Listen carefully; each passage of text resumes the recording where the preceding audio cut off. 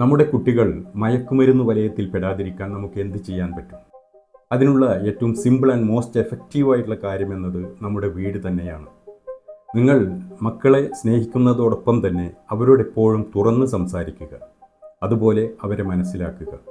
അതുപോലെ തന്നെ പ്രധാനപ്പെട്ട ഒരു കാര്യമാണ് വീട്ടിലെ അന്തരീക്ഷം എപ്പോഴും സന്തോഷമുള്ളതായി നിലനിർത്തുക എന്നുള്ളത്. That means be loving parents and make a happy home.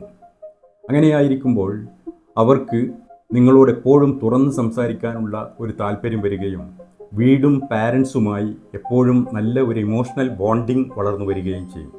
അവരുടെ ആശകളും ആശങ്കകളും കഴിവുകളും ഒക്കെ പ്രകടിപ്പിക്കാൻ പറ്റുന്ന ഒരു സ്നേഹമുള്ള വീട് അവരെ കാത്തിരിക്കുമ്പോൾ പുറത്ത് കാത്തിരിക്കുന്ന അനാവശ്യമായ കൂട്ടുകെട്ടുകളിൽ അവർക്ക് തന്നെ താല്പര്യമില്ലാതെയാകും. അതുപോലെ തന്നെ അവരുടെ കൂട്ടുകാരെ പറ്റിയും നന്നായി അറിഞ്ഞിരിക്കേണ്ടത് ഇന്നത്തെ അവസ്ഥയിൽ പ്രത്യേകിച്ചും ആവശ്യമുള്ള കാര്യമാണ്. B with them and guide dum.